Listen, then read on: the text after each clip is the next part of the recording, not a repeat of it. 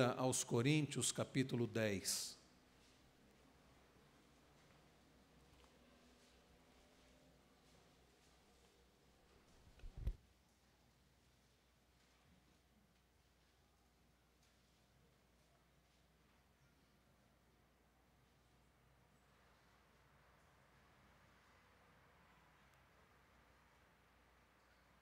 Primeiro aos Coríntios, capítulo 10, eu peço que você deixe a sua Bíblia aberta. Ao longo da exposição, nós leremos os versículos deste capítulo, 1 aos Coríntios, capítulo 10.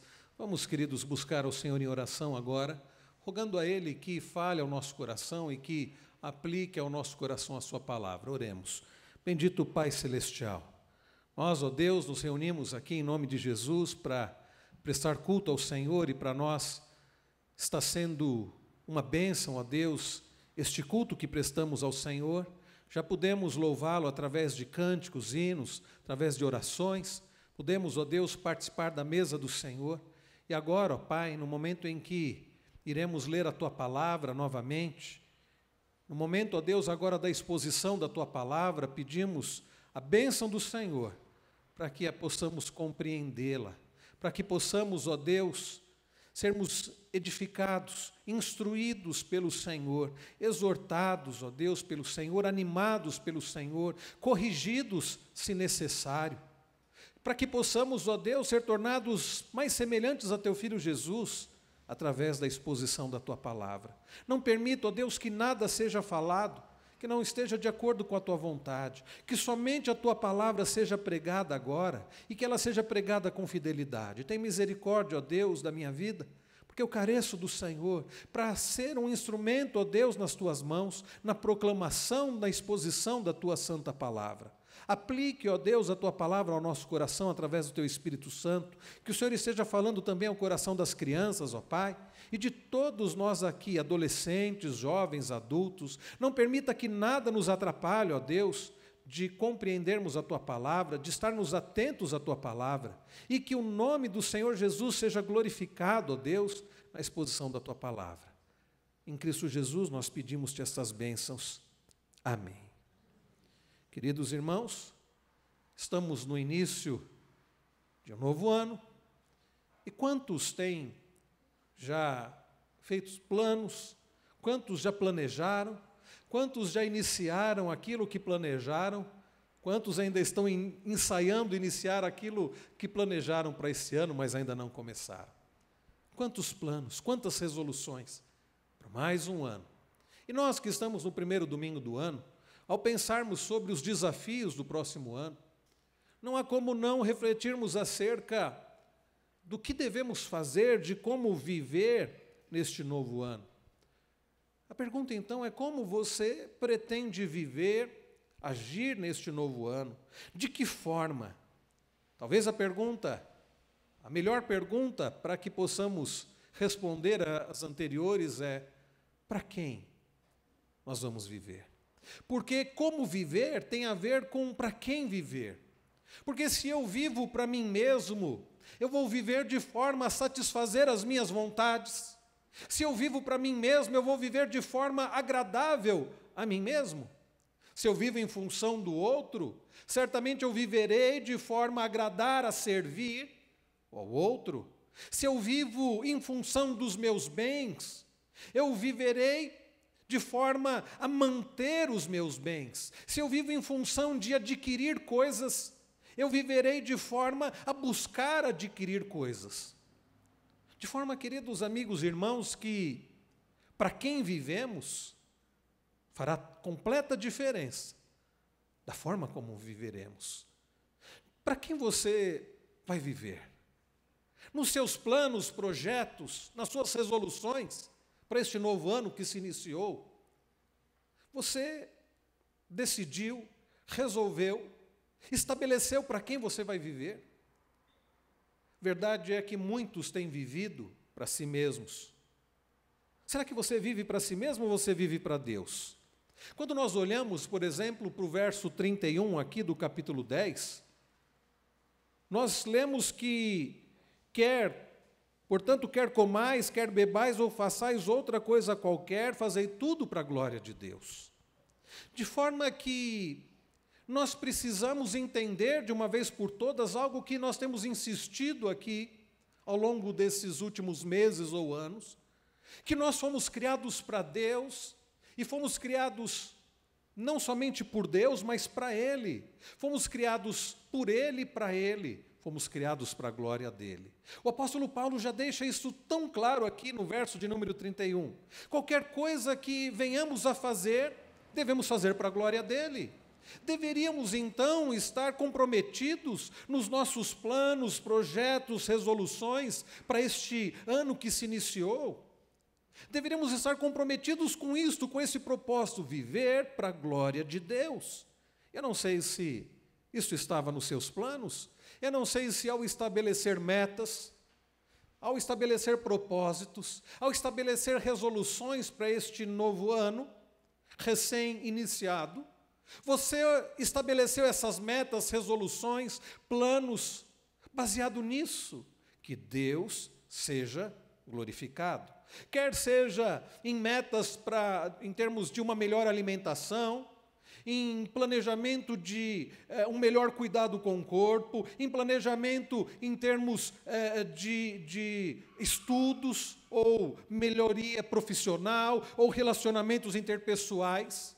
Será que você tem feito isso, fez esses propósitos, metas e planejamentos baseado nisto? Fazer tudo para a glória de Deus?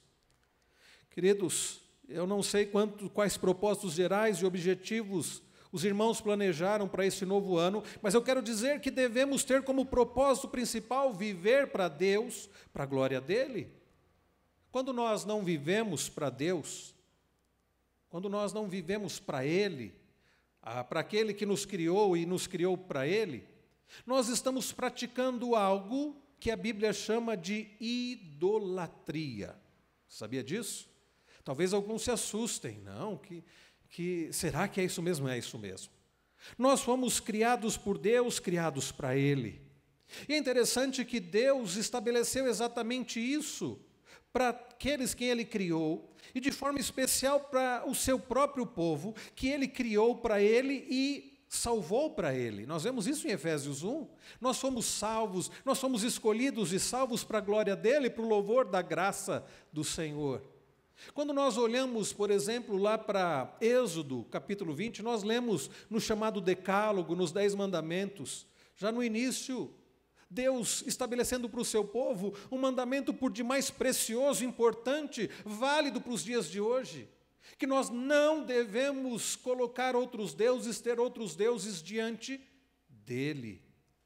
De forma, queridos amigos e irmãos, que se não vivemos para Deus, se vivemos para nós mesmos, se vivemos para outras pessoas, se vivemos para coisas, se vivemos para situações, nós estamos praticando idolatria. Quando não vivemos para Deus, praticamos o que a Bíblia chama de idolatria, e a palavra de Deus nos ensina, conforme nós lemos aqui, olha aí o verso de número 14, nos ensina a fugirmos da idolatria. O apóstolo Paulo escreve, portanto, meus amados, fugi da idolatria. E é exatamente sobre isso, queridos, que falaremos nesta noite. Ao analisarmos esta primeira epístola de Paulo aos Coríntios, nós percebemos, tudo indica, nos aponta para o fato de que os membros daquela igreja da cidade de Corinto, nos dias do apóstolo Paulo, apresentavam viver para si mesmos.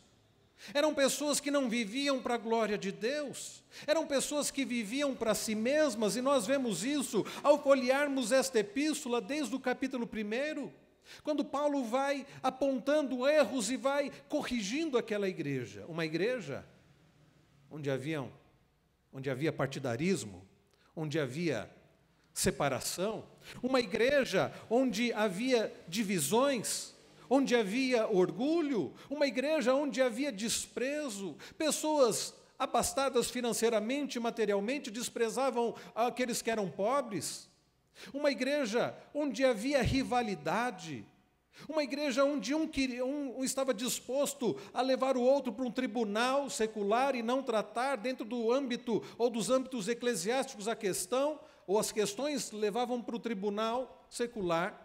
Uma igreja, meus irmãos, onde não havia amor uns pelos outros, e é por isso que Paulo escreve o capítulo 13, falando sobre o amor que não busca os seus próprios interesses, porque no meio daquelas pessoas, no coração daquelas pessoas, o que prevalecia de forma geral era um amor muito grande por si mesmo. Isto denota idolatria. Quando eu amo a mim mesmo acima de tudo, basta dizer, quando eu amo a mim mesmo acima de Deus, eu estou servindo a mim mesmo, eu estou sendo meu Deus. E é por isso, meus irmãos, que Paulo, então, admoesta aqueles cristãos contra a idolatria. E é sobre isso que nós falaremos nesta noite. Combater a idolatria, como combater a idolatria. Queridos amigos e irmãos, neste início de ano, onde devemos ter metas, propósitos, resoluções que tenham como base e alicerce a glória de Deus, servirmos a Deus, vivermos para Ele, nós precisamos aprender a como combater a idolatria, nós precisamos aprender e estarmos dispostos, resolutos, a combater a idolatria do nosso coração. Então, como combater a idolatria? Para combater a idolatria, em primeiro lugar, é preciso entender como ela se manifesta.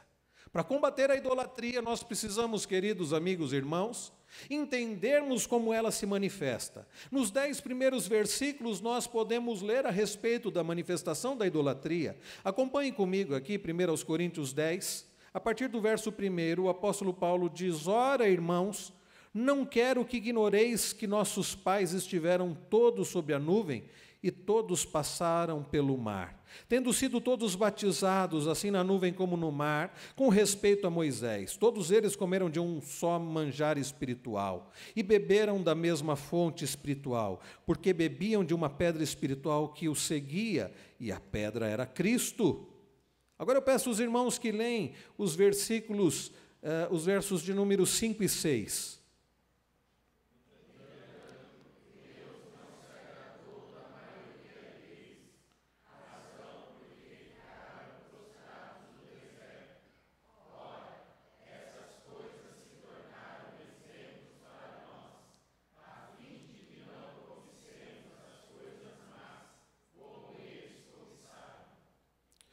Muito bem, meus irmãos, nós vemos aqui o apóstolo Paulo fazendo referência ao povo de Deus nos dias de Moisés. E Paulo está fazendo referência à igreja do Antigo Testamento nos dias de Moisés, exortando, admoestando, corrigindo a igreja do Senhor Jesus Cristo nos dias de Paulo. A idolatria pode se manifestar, pelo que nós lemos aqui, nesses 5 primeiros versículos, pode se manifestar no povo de Deus. Talvez alguns pensem assim: não, somente aqueles que não pertencem a Deus praticam a idolatria. Somente aqueles que não conhecem ao Senhor praticam a idolatria. Ledo engano. Como a idolatria tem sido presente no meio do povo de Deus, assim como foi nos dias de Moisés, assim como foi nos dias do apóstolo Paulo, assim como foi na época dos profetas, dos juízes, tem sido nos dias de hoje, no meio do povo de Deus. Como eu disse, Deus havia proibido, e Deus proíbe termos outros deuses diante dEle. E toda vez que nós colocamos a nossa alegria, a nossa satisfação, a nossa confiança em qualquer que sejamos nós mesmos, outras pessoas, situações ou bens, que não seja no próprio Deus, nós estamos praticando a idolatria. E Paulo, meus irmãos, se refere ao povo de Deus nos dias de Moisés. E Paulo diz, nós lemos aqui, meus irmãos, que o povo de Deus nos dias de Moisés, a nação de Israel, agiu com idolatria, praticou a chamada idolatria. E é por isso, meus irmãos, que ele cita, a partir do versículo 1 até o versículo 5, e ele faz menção que aquelas pessoas eram pessoas que pertenciam a Deus.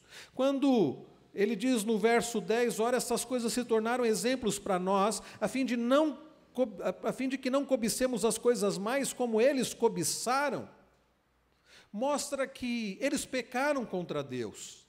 Mostra que, não obstante eles pertencerem a Deus, serem um povo de Deus, eles praticaram a idolatria. Paulo fala que aqueles nossos irmãos do passado estiveram sob a nuvem e todos passaram pelo mar, tendo sido todos batizados. É interessante que Paulo, advertindo aquela igreja de Corinto, mostra que o fato de sermos crentes, o fato de sermos povo de Deus, não nos isenta do perigo de praticarmos a idolatria. Paulo adverte que privilégios não são garantia de sucesso. A nação de Israel recebeu muitas bênçãos de Deus. A nação de Israel foi... o povo de Deus, nos dias de Moisés, foi liberto por Deus da escravidão do Egito.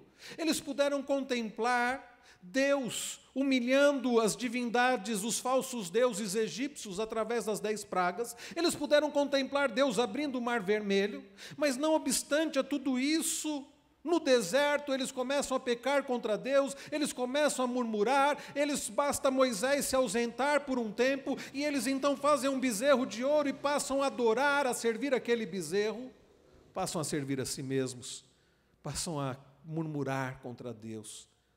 Mas eram pessoas que haviam sido batizadas.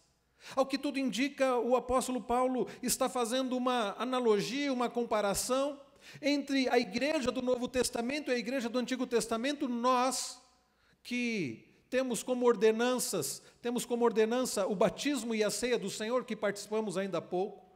Paulo menciona que aqueles irmãos do Antigo Testamento foram batizados e participaram de uma ceia também. Vejam o que ele diz, verso 2, tendo sido todos batizados, assim na nuvem como no mar, com respeito a Moisés, todos eles comeram de um só manjar espiritual e beberam da mesma fonte espiritual, porque bebiam de uma pedra espiritual que os seguia, e Paulo diz que a pedra era Cristo, aquela pedra que Moisés feriu era Cristo. Então, meus irmãos, nós podemos ver que o povo de Israel se identificou com Moisés no Mar Vermelho, e Paulo fala aqui de batismo, e eles comeram daquele maná espiritual, fazendo analogia à ceia do Senhor. Pertenciam a Deus? Pertenciam. Eram alvos do cuidado de Deus? Eram. Pecaram contra Deus? Pecaram, cometendo o pecado da idolatria. E quando nós olhamos para o povo de Deus no Antigo Testamento, nós passamos do Pentateuco, nós passamos para os livros históricos e lemos em Josué, Juízes, Ruth, Samuel, Crônicas, Esdras, Neemias e Esther. Não há como não perceber o povo de Deus, o povo cuidado por Deus, escolhido por Deus, pecando contra Deus. Nós olhamos para a literatura sapiencial, Jó, Salmos, Provérbios, Eclesiastes e Cantares, ou Cântico dos Cânticos. E ali está também, meus irmãos, indícios do povo de Deus, o povo escolhido por Deus, se levantando contra Deus, pecando contra Deus. Nós olhamos então para os livros proféticos e como fica claro, meus irmãos, o povo de Deus se voltando contra Deus, servindo deuses estranhos. Então, o fato de pertencermos a Deus não significa que estejamos isentos da idolatria. E o povo de Deus, como nós vemos Paulo escrevendo, eles receberam não apenas o batismo, mas também comeram de um só manjar espiritual e beberam de uma só fonte espiritual, assim como nós comemos e bebemos uma comida espiritual, assim como nós, igreja do Novo Testamento, participamos da ceia do Senhor. Eles, no Antigo Testamento também, e tanto Israel quanto a igreja experimentaram os dois sacramentos profundamente significativos. Ser batizado numa demonstração de lealdade ao guia designado por Deus, Moisés, e ser regularmente nutrido e alimentado com a bebida de sobrenaturais. Mas qual foi a atitude deles? Idolatria. Qual era a atitude dos crentes de Corinto? Idolatria. A idolatria se manifesta mesmo no povo de Deus. E eu diria de forma principal porque os ímpios não servem a Deus, não pertencem ao Senhor, mas nós pertencemos a Deus e fomos chamados para servir ao Senhor. Paulo é claro no verso de número 5, ele diz: entretanto, Deus não se agradou da maioria deles. Por que é, queridos, que Paulo diz isso? No seu comentário bíblico, o reverendo Hernandes diz, ele está corrigindo a vaidade e a soberba da igreja de Corinto. Paulo está evocando o exemplo negativo de Israel para exortar a igreja. Ele está dizendo a ensoberbecida igreja de Corinto para olhar para o exemplo de Israel e ver que a despeito de tantos privilégios que essa nação teve, Deus não se agradou da maioria deles. Que coisa séria, meus irmãos. E eu fico pensando, como Paulo escreve no verso 6, que Deus havia deixado essas coisas, diz Paulo, todas essas coisas se tornaram exemplos para nós, a fim de que não cobicemos as coisas más como eles cobiçaram. E se aquilo servia para a igreja de Corinto, não só o exemplo de Israel nos dias de Moisés servem para nós hoje, mas a soberba, a cobiça e a idolatria da igreja de Corinto servem de lição negativa para nós hoje, igreja dos nossos dias, para as nossas vidas. Será que a idolatria não está presente na sua vida? Será que a idolatria, assim como esteve presente no povo de Deus nos dias de Moisés, como esteve presente em toda a história do povo de Deus, como esteve presente no Novo Testamento na igreja de Corinto, será que ela não está presente nas nossas vidas hoje? Aquele deserto se transformou no maior cemitério da história. Deus não se agradou da maioria daquele povo. O grande problema foi a exagerada autoconfiança. Nós vivemos dias, e eu não creio que isso seja apenas dos nossos dias, porque nós lemos a respeito disso nos dias de Moisés, nos dias de Paulo, mas nós vivemos dias, sem dúvida alguma, em que a busca pela autoconfiança tem sido pregada, mesmo nas igrejas. Você pode, você consegue, acredite em si mesmo, há um Deus dentro de você, você é um Deus, você pode. Pessoas que estão ensoberbecidas, orgulhosas, vaidosas, autoconfiantes. Isso significa ter um outro Deus diante do único e verdadeiro Deus. Elas têm a si mesmas como seu Deus. Será, queridos, que não temos agido dessa forma? Então, a idolatria se manifestou nos dias de Moisés, em toda a história do povo de Deus, se manifestava nos dias de Paulo, e é possível que ela esteja ainda se manifestando nas nossas vidas. É por isso que eu convido você a uma autorreflexão. É por isso que eu convido você a não pensar no outro, mas a pensar na sua vida. Nesta mensagem, meus irmãos, nós somos convidados aqui a avaliarmos a nossa vida, não apenas olhando para o pecado do povo de Deus nos dias de Moisés, não apenas contemplando para o pecado do povo de Deus nos dias do apóstolo Paulo na igreja de Corinto, mas olhando cada qual para a sua própria vida. Como a idolatria se manifesta, ela pode se manifestar e tem se manifestado mesmo no meio do povo de Deus.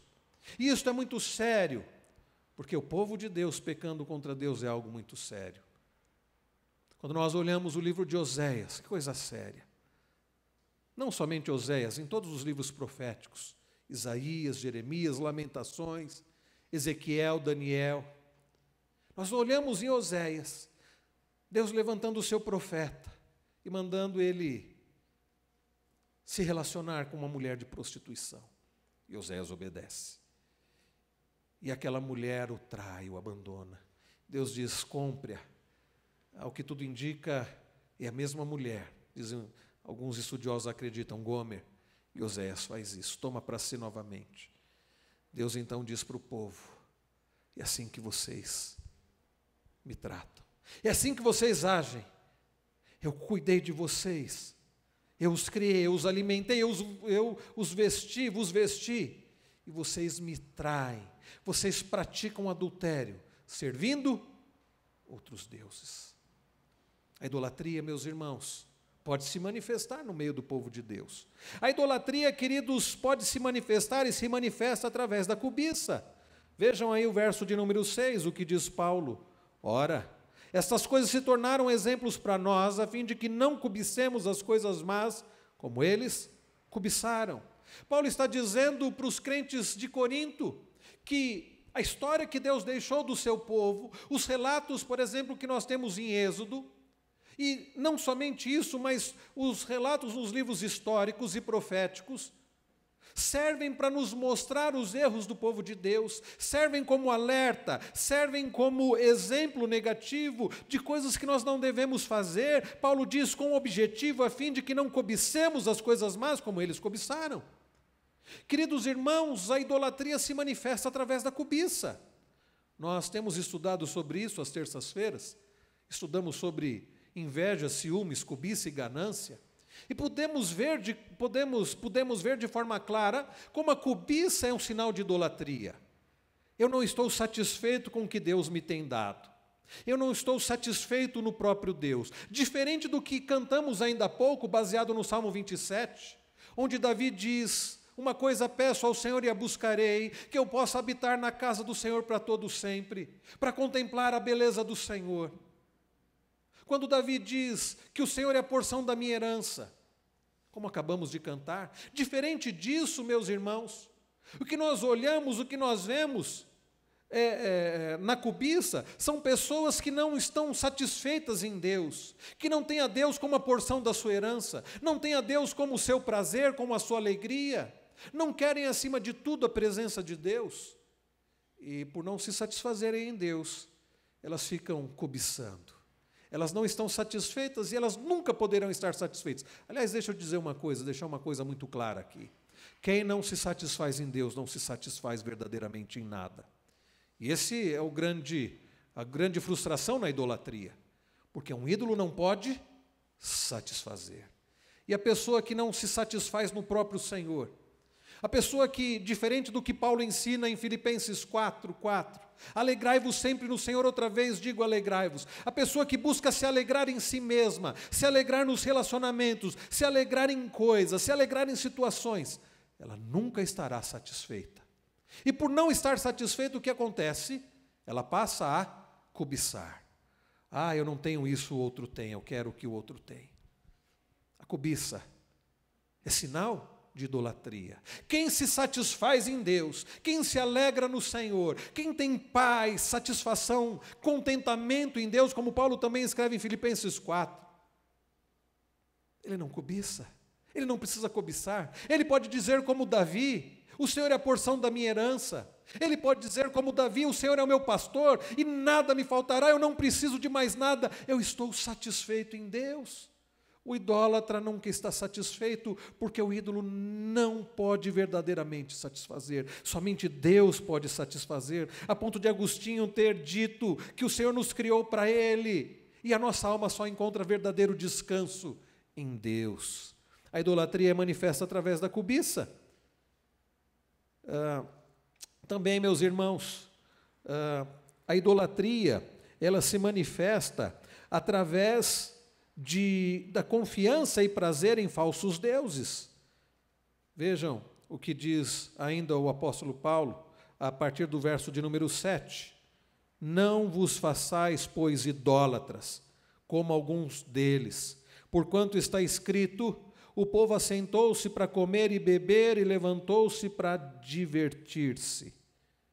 Meus queridos irmãos, que coisa séria e terrível. As pessoas nos dias de Moisés, conforme citado aqui pelo apóstolo Paulo, lembramos-nos que bastou Moisés ir ao monte para receber as tábuas da lei. As pessoas que já estavam inquietas, que já murmuravam, dizendo: nos tirou daqui para morrermos no deserto. As pessoas que, como todos, têm um coração adorador, ao invés de colocarem a confiança no Senhor, a esperança no Senhor, o prazer no Senhor, passam a questionar a liderança ali, passam a dizer para Arão: olha, o que está acontecendo? Moisés, será que não vai voltar? Nós precisamos de um Deus. E o homem, o ser humano, adorador que é, ao invés de, quando não adora a Deus, vai adorar coisas, então nós conhecemos a história. Eles fazem um bezerro de ouro e passam a se alegrar naquele bezerro. Nós conhecemos a história, o relato, que diz que o povo, então, ao fazer aquele bezerro de ouro, começam a dançar, a beber, a comer, a se alegrar diante daquele ídolo. Paulo diz: o povo assentou-se para comer e beber e levantou-se para divertir-se. Tudo isso diante de um ídolo, numa falsa alegria, porque a bebida, a comida, os entretenimentos, a diversão não podem dar verdadeira satisfação e alegria. E é por isso que Paulo diz: não vos façais, pois, idólatras como alguns deles. A idolatria, meus irmãos, é manifesta na confiança e prazer em falsos deuses. Eu acho interessante a definição de ídolo que o Timothy Keller dá no seu livro Deuses Falsos. Ele diz: o que é um ídolo? É qualquer coisa que seja mais importante que Deus para você. Um ídolo é qualquer coisa que seja mais importante que Deus para você. Qualquer coisa que absorva seu coração e imaginação mais que Deus. Qualquer coisa que só Deus pode dar. E ele continua: um falso Deus é qualquer coisa que seja tão central e essencial em sua vida que, caso você perca, achará difícil continuar vivendo. Então, quando você pensa assim: olha, se eu perder tal coisa, isso vai acabar com a minha vida. Isso mostra, se não for o próprio Deus, isso mostra que é um ídolo. Porque somente se perdêssemos a Deus, não haveria esperança para nós e o que sobraria seria desespero. Graças a Deus que é impossível perder a Deus por causa da sua própria fidelidade, por causa do cumprimento das suas promessas, por causa da sua graça, bondade e misericórdia. Mas quando nós pensamos em algo que, se perdêssemos, entraríamos em desespero, não haveria como continuar vivendo, isso mostra que isso é um ídolo. Pode ser um cônjuge, pode ser um filho, pode ser um bem material. Então, Timothy Keller continua dizendo: um ídolo tem uma posição de controle tão grande em seu coração que você é capaz de gastar com ele a maior parte de sua paixão e energia, seus recursos financeiros e emocionais, sem pensar duas vezes. Podem ser a família e os filhos, a carreira e o dinheiro, conquistas e aclamação da crítica, respeito e reconhecimento social, pode ser um relacionamento amoroso, aprovação dos colegas, competência e habilidade, circunstâncias seguras e confortáveis, beleza ou inteligência, uma grande causa política ou social, moralidade ou virtude, ou até sucesso no ministério cristão. Tudo isso pode tornar-se um ídolo. Não terás outros deuses diante de mim. Qualquer coisa, queridos amigos e irmãos, que depositarmos a nossa segurança, a nossa alegria, o nosso prazer, se tornará um ídolo, se não for o próprio Deus.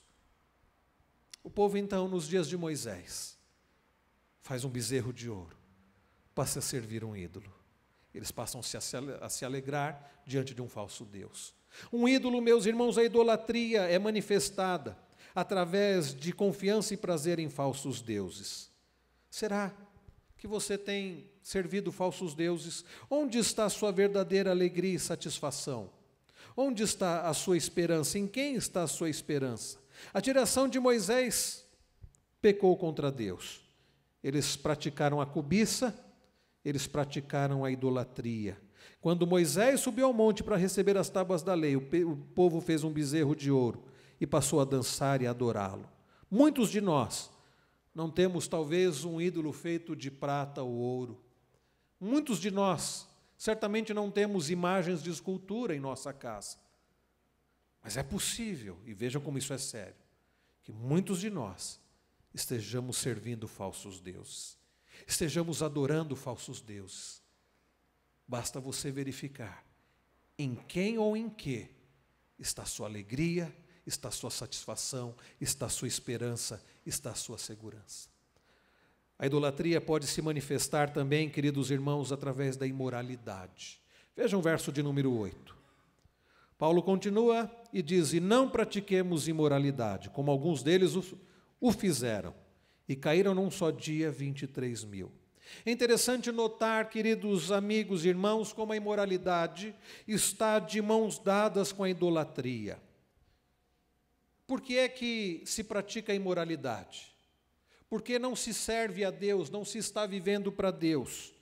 Houve um tempo em que os israelitas se misturaram com as mulheres moabitas e eles começaram não só a se prostituir, mas também a adorar os deuses dos moabitas.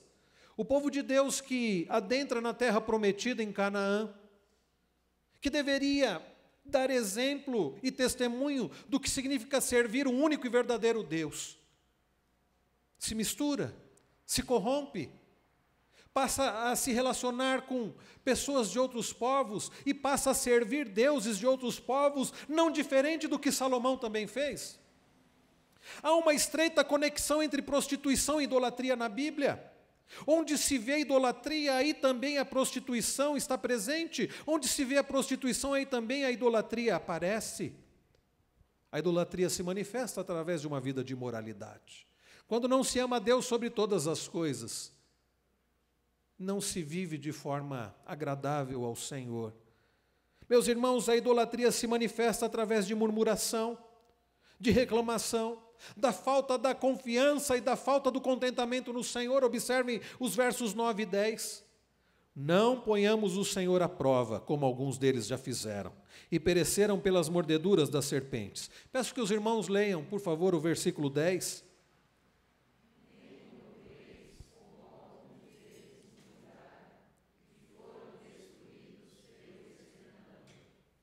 Vejam, queridos, coisa seríssima.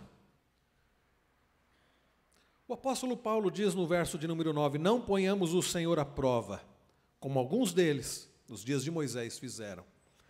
Colocar Deus à prova. Eles começaram a reclamar do pão que os fartava.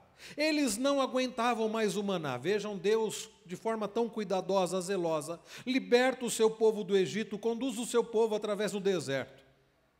Com coluna de fogo os aquecia nas noites gélidas do deserto, com nuvens os protegia do sol escaldante do deserto. Deus lhes dá o maná, um alimento diário. O povo passa um tempo e começa a reclamar, não aguentamos mais esse maná, queremos outras coisas. O povo, então, a murmuração do povo, começaram a murmurar contra Deus e contra Moisés. Quantas vezes murmuramos contra Deus, quantas vezes também somos mal agradecidos pelas bênçãos de Deus. A falta de contentamento, a falta de gratidão revela idolatria, porque revela que não estamos satisfeitos em Deus. Vejam o que Paulo diz no verso 10. Nem murmureis, como alguns deles murmuraram e foram destruídos pelo exterminador. Então, meus irmãos, a murmuração, nós sabemos, de acordo com as Escrituras, provoca a ira de Deus. Aquela geração foi destruída pelo devorador. Ela é uma negação da bondade, da providência, do cuidado, do amor de Deus. Quando eu murmuro, quando eu reclamo, eu estou dizendo, o Senhor não está provendo como deveria, o Senhor não está cuidando como deveria, o Senhor não é tão bondoso assim, o Senhor não é tão amoroso assim. É isto, meus irmãos, que nós estamos dizendo com outras palavras ao murmurar. É por isso que a Bíblia diz que o pecado da murmuração, da reclamação, é pecado de rebeldia contra Deus. O povo de Israel foi reprovado e pereceu no deserto por causa desses pecados. Todos esses pecados levaram Israel ao fracasso espiritual, estavam presentes na igreja de Corinto. E, meus irmãos, o que me preocupa e me angustia é pensar que estejam presentes nas nossas vidas hoje. A murmuração pode se manifestar no meio do povo de Deus, através da cobiça, da confiança, prazer em outros deuses, da imoralidade, da murmuração. Como, queridos irmãos, combater a idolatria?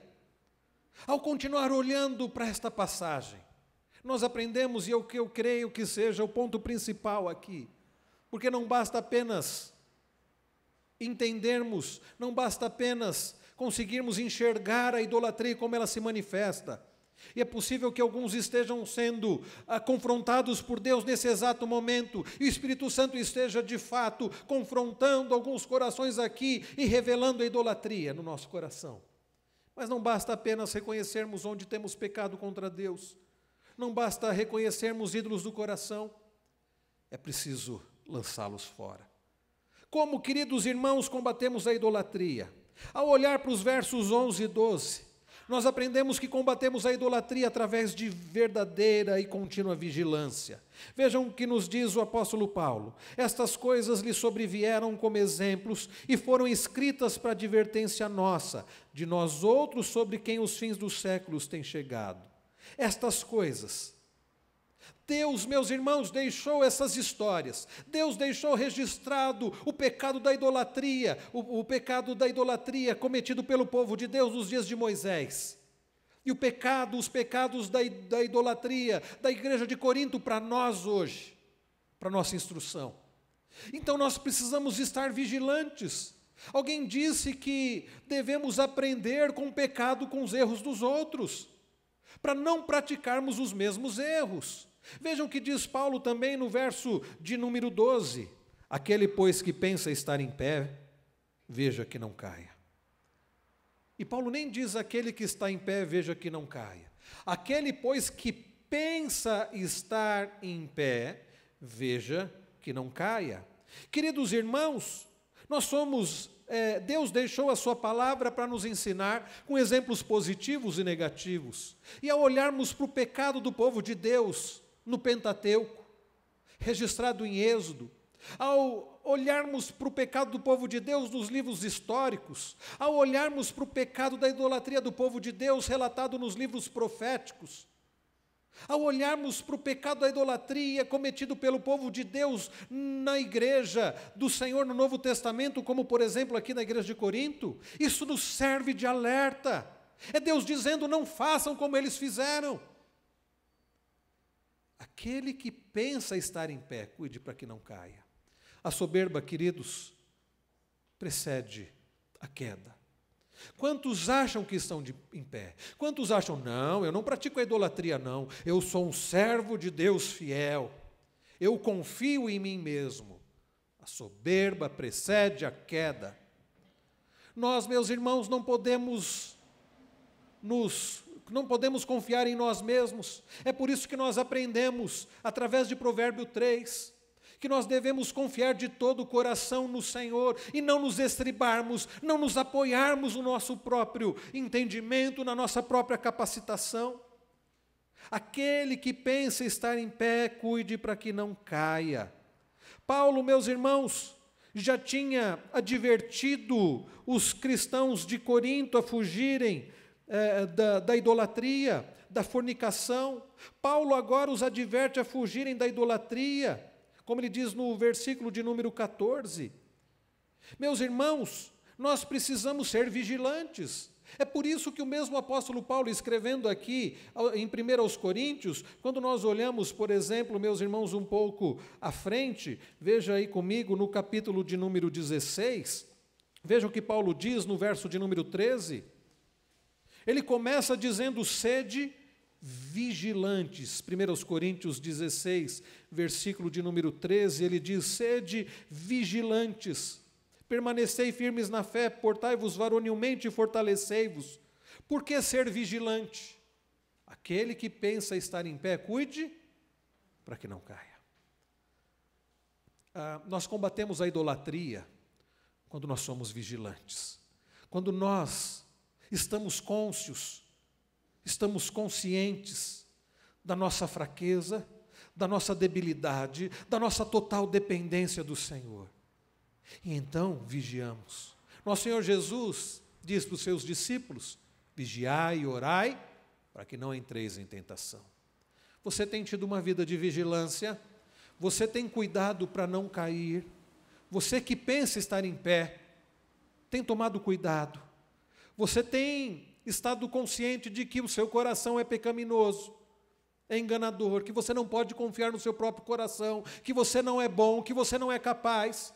Você tem estado consciente da sua própria miséria?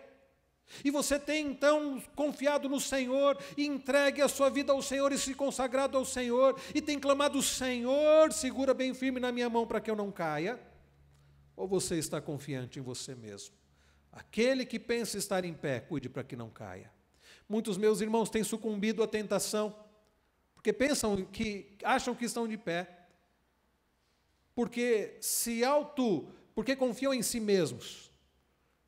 Mas também, meus irmãos, nós aprendemos aqui que combatemos a idolatria não somente através da vigilância, mas também na confiança no provedor.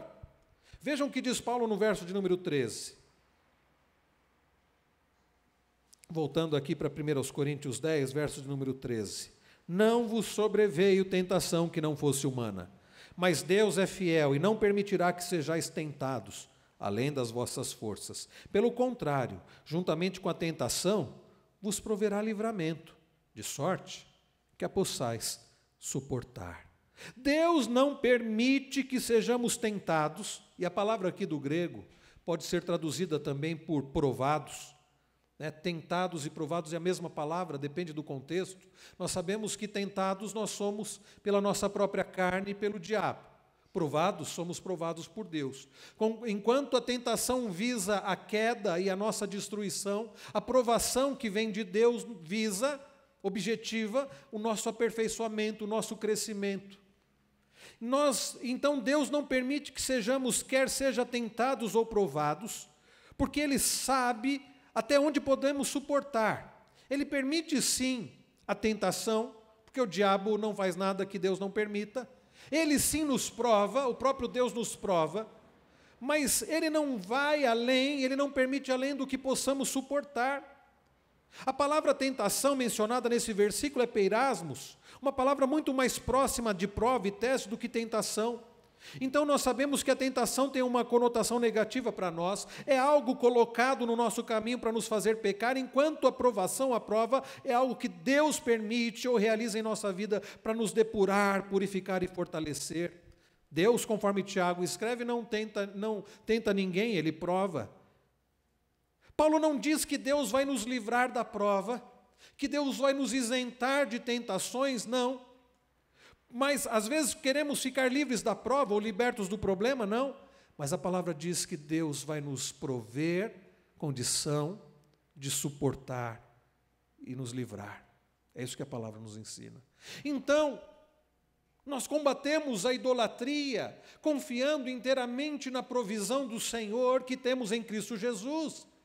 E é por isso que Deus vai ensinar a Paulo que a graça do Senhor é suficiente, a ponto dele dizer para Paulo, a minha graça te basta. É por isso, meus irmãos, que o apóstolo Paulo aprendeu a viver contente em toda e qualquer situação, como ele escreve em Filipenses 4, a ponto dele dizer, posso todas as coisas naquele que me fortalece. Meus queridos irmãos, combatemos a idolatria, confiando de todo o coração e buscando de todo o coração um provedor que é Deus.